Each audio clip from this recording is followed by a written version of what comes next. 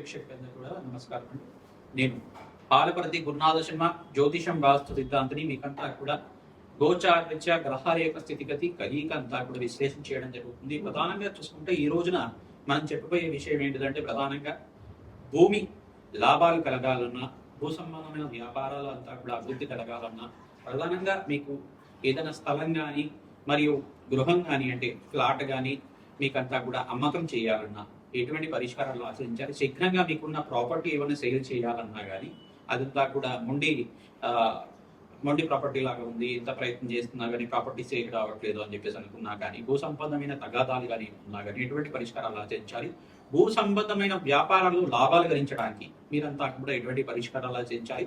గోచారించే ఎటువంటి లాభాలు కలుగుతాయి. ప్రధానంగా చూసుకుంటే గ్రహాల యొక్క స్థితిగతి అంతా కూడా ఈ రకంగా మీకు అనుకూలిస్తుంది. మేషాది ద్వాదశ రాశుల వాళ్ళకి ఈ రకంగా అనుకూలిస్తుందని తెలుసుకోవడం జరుగుతుంది. ప్రధానంగా మీరంతా కూడా చేసుకోవాల్సింది ఏంటంటే ఈ యొక్క సుబ్రహ్మణ్య స్వామి వారి ఆరాధన విశేషంగా చేసుకోవాలి. వారాహిదేవి ఆరాధన విశేషంగా చేసుకోవాలి. ప్రధానంగా చూసుకుంటే లక్ష్మీ కుబేర శాంతి సమాధి కార్యక్రమాలు చేసుకోవడం వల్ల ఆర్థికంగా అష్టైష్ ప్రాప్తి కలగడానికి ఆస్కారం ఉంటుంది.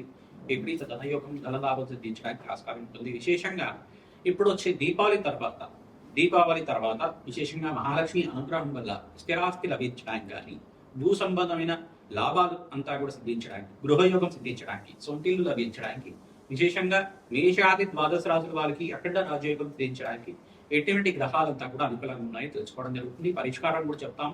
మీరంతా కూడా ప్రతినిత్యం కూడా మీరు చెప్పే పరిష్కారం అంతా కూడా ఆచరించండి. తద్వారా మీకు అంతా కూడా రాజయోగం సిద్ధిస్తుంది. మేషాది ద్వాదశ రాశుల వాళ్ళు రాజయోగం సిద్ధించడానికి, ధనయోగం సిద్ధించడానికి, వస్తు లాభాలు ప్రధానంగా ఈ యొక్క స్థిరాస్తి లాభం అంతా కూడా సిద్ధించడానికి ఇటువంటి పరిష్కారాలు చేసుకోవాలి. దాని మార్గం అంతా కూడా చెప్పడం జరుగుతుంది. రత్నశాస్త్ర ప్రకారంగా లగ్నవశాత్తు కూడా చెప్పడం జరుగుతుంది.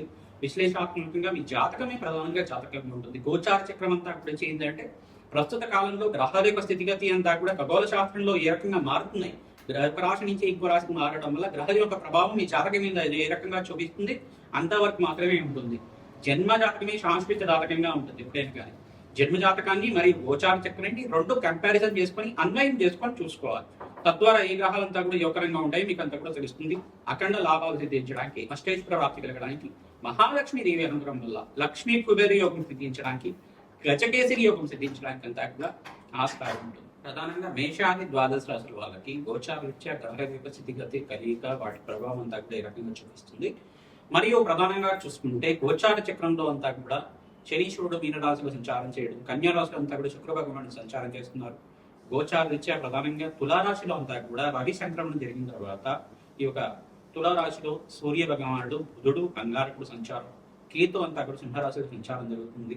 ఈ ఒక బృహస్పతి అంతా కూడా అతిచారంలో మార్పు అంతా కూడా అక్టోబర్ 18, 19 తారీఖులో అతిచారంలో మార్పు అంతా కూడా 48 రోజుల దాకా కర్కాటక రాశిలో ఉచ్చస్థానంలో సంచారం చేయడం, అధికంగా బలంగా ఉండడం మీకంతా కూడా రాజయోగానికి కారణం. బృహస్పతి మార్పు మరియు బృహస్పతి యొక్క స్వరూప దృష్టి అంతా కూడా పంచమ స్థానము, సప్తమ స్థానం, నవమ స్థానం మీద పడతా ఉంది. ఈ రాశుల వాళ్ళకంతా కూడా రాజయోగ కారణం అవుతుంది. శనీశ్వరుడు అంతా కూడా ధనుసు రాశిని చూడడం, త్రిపాద దృష్టితోటి 3వ రాశిని కూడా చూడడం జరుగుతుంది. ఈ యొక్క వృషభ రాశిని అంతా కూడా దృష్టి అనేది పడుతూ ఉంది. తద్వారా ఎటువంటి ప్రభావం అంతా కూడా ఉంటుంది. ఈ యొక్క మేషాది ద్వాదశ రాశుల వాళ్ళకి గృహయోగం సిద్ధించాలి అన్నా, భూలాభాలు సిద్ధించడాలన్నా, భూమిని అమ్మకం చేయాలన్నా, గృహాన్ని అంటే మంచి అపార్ట్మెంట్ కానీ మరి ఫ్లాట్ కానీ మరియు ఇండివిజువల్ హౌస్ అయినా కానీ దాన్ని అంతా కూడా సేల్ చేయాలన్నా కానీ మీకంతా కూడా అమ్మకాలు చేయాలి. భూ సంబంధమైన వ్యాపారాలు అమ్మకాలు చేయాలన్నా ఎటువంటి గ్రహాలంతా కూడా యోగకరంగా ఉండాలి. ప్రధానంగా బుధుడు, శుక్రుడు మరియు అంగారకుడు, చంద్ర భగవానుడు యోగకరంగా ఉండాలి. భూ సంబంధమైన లాభాలు గరించడానికి ప్రధానంగా లగ్న చక్రవశాత్తు లగ్నం తెలిసి ఉంటే కనుక లగ్నాన్ని చూసుకోండి. లేదు రాశిని మీరు లగ్నంగా భావించి చూసుకుంటే కనుక పేరు లగ్న ప్రకారంగా రాశిని చూసుకుంటామంటే రాశిని చూసుకునేసి రాశి ప్రకారంగా మీరంతా కూడా చూసుకొని ఈ గ్రహాలు బలంగా ఉన్నాయి లేదా జాతకాన్ని చూపించుకున్న తర్వాత విశ్లేషణ చేసుకోవాల్సి ఉంటుంది. ప్రధానంగా లగ్న చక్రవశాత్తు కానీ రాశి లగ్నవశాత్తు కానీ రాశి నుంచేనే కానీ ఈ యొక్క పంచమ స్థానం ప్రధానంగా చూసుకోవాలి. మరియు చతుర్థ స్థానం భూమి సంబంధమైన వ్యాపారాల గురించి, భూమి లాభాల గురించి చెప్తూ ఉంటుంది, స్థిరాస్తి గురించి చెప్తుంది. ప్రధానంగా చతుర్థ స్థానము, పంచమ స్థానము, ద్వితీయ స్థానము, అష్టమ స్థానము, నవమ స్థానము, దశమ స్థానము అంతా కూడా చూసుకోవాల్సి ఉంటుంది. ఈ స్థానాల్లో కనుక ఈ గ్రహాలు ప్రధానంగా అంగారకుడు యోగంగా ఉండాలి. భూ సంబంధమైన భూమిత్రుడు కావాలన్నా అంగారక గ్రహం అంతా కూడా యోగంగా ఉండాలి. కుజభగవానుడు యోగంగా ఉంటే భూమి లాభాలు సిద్ధించడానికి ఆస్కారం ఉంటుంది. ప్రధానంగా అంగారకుడు ఉచ్చస్థానంలో మకర రాశిలో సంచారం చేస్తే కనుక అఖండమైన భూ సంబంధమైన వ్యాపారాలంతా కూడా అఖండ లాభాలు సిద్ధించడానికి ఆస్కారం ఉంటుంది. ప్రధానంగా ఇక్కడ బృహస్పతి కూడా యోగకరంగా ఉండాలి, శుక్రుడు కూడా యోగకరంగా ఉండాలి. బృహస్పతి కూడా రాజయోగ కారకుడు, శుక్రుడు అంతా కూడా భోగభాగ్యానికి అధిపతి, మంచి రిచ్ లైఫ్ లీడ్ చేయడానికి ఇస్తూ ఉంటారు అనమాట. అక్కడ మీరు రాజయోగాన్ని ఇచ్చే గ్రహంగా మారడం జరుగుతుంది. ఇక్కడ శుక్రభాగం నీచస్థానంలో సంచారం చేస్తున్నారు కావున ఎప్పుడైతే ఇంకా శుక్రభాగం నాడు కొంచెం స్వరాశిలో తులారాశిలో ప్రవేశం చేస్తారో మీకు అంతా కూడా మేషాది ద్వాదశ రాశుల వాళ్ళకు కూడా అఖండ లాభాలు సిద్ధించడానికి ఆస్కారం ఉంటుంది. అష్టేశ్వర ప్రాప్తి కలుగుతుంది. అంగారకుడు కూడా ప్రధానంగా స్వరాశికి ఇక్కడ వృశ్చిక రాశికి మారడం వల్ల 45 రోజుల తర్వాత మీకు అంతా కూడా జోకరంగా ఉంటుంది. ప్రధానంగా ఎటువంటి పరిహారాలు ఆచరించాలి, భూమిని అమ్మాలన్నా కొనాలన్నా ఎటువంటి పరిష్కారం ఆచరించుకోవాలి, పరిష్కారం అంతా కూడా చెప్పడం జరుగుతుంది. భూ సంబంధమైన తగాదాలు కానీ, కోర్టు కేసులు కానీ, ల్యాండ్ డిస్ప్యూట్స్ కానీ, ప్రాపర్టీ ఇష్యూస్ కానీ ఏమైనా ఉన్నా కానీ సంప్రదించండి. మీకు జాతకం చూసి విశ్లేషణ చేసుకుని పరిష్కారం అంతా కూడా మీకు యజ్ఞ హోమాది కార్యక్రమాల వల్ల చేయడం జరుగుతుంది. ప్రధానంగా రత్నశాస్త్ర ప్రకారంగా కూడా చెప్పడం జరుగుతుంది. యంత్రము మంత్రము తంత్రంతో మీకంతా కూడా పరిష్కారం చేయడం జరుగుతుంది. ప్రధానంగా రాజశ్యామల యజ్ఞాధికతులు చేసుకోవడం మరియు లక్ష్మీ కుబేర శాంతి హోమాది కార్యక్రమాలు, భూగోరాహస్వామి మూలమంత్ర సహితంగా భూసూక్త హోమం అంతా కూడా ఆచరించడం వల్ల భూలాభాలు, భూమి తగాదాలంతా కూడా ఈ యొక్క కష్టాల నుంచి బయటపడడానికి, ఈతి బాధల నుంచి బయటపడడానికి ఆస్కారం ఉంటుంది. తులారాశి జాతకులకి ప్రధానంగా మీకు ఏదైనా స్థిరాస్తి అమ్మాలన్నా, స్థిరాస్తి ప్రధానంగా చూసుకుంటే అది గృహం కావచ్చు, స్థలం కావచ్చు, భూమి కావచ్చు, ఎటువంటి ఆఫీస్ స్థలమైనా కావచ్చు, ప్రధానంగా ఇండివిజువల్ హౌస్ అయినా కావచ్చు, ఫ్లాట్ అయినా కావచ్చు, ఏదైనా అమ్ముడు పోవాలి అంటే మీకంతా కూడా చిన్న పరిష్కారం తంత్రశాస్త్ర ప్రకారంగా ఉన్నది. ఆ తంత్రశాస్త్ర ప్రకారం ఉన్న పరిష్కారం అంతా కూడా చెప్తాము. అది ఆచరిస్తే కనుక శీఘ్రంగా మీ స్థిర ఆస్తి ఏదైతే అమ్మకాలు చేయాలనుకుంటున్నారో, అమ్మకాలు చేయాల్సి అనుకుంటే సకాలంలో అమ్ముడుకోవడానికి ఆస్కారం ఉంటుంది. అనుకున్న దానికన్నా రెట్టింపు ధనం రావడానికి ఆస్కారం ఉంటుంది. ప్రధానంగా చూసుకోవాలనుకుంటే కనుక ఆదివారం రోజున, సోమవారం రోజున, మంగళవారం రోజున కానీ, గురువారం కానీ, శుక్రవారం కానీ ఈ యొక్క పరిష్కారం ఆచరించాలి. తద్వారా శీఘ్రంగా దీన్నంతా కూడా ప్రాపర్టీ సేల్ అవ్వడానికి ఆస్కారం ఉంటుంది. ప్రాపర్టీ అనేది ల్యాండ్ కావచ్చు, అపార్ట్మెంట్ కావచ్చు, ఇండివిజువల్ హౌస్ కావచ్చు, ఏదైనా కావచ్చు.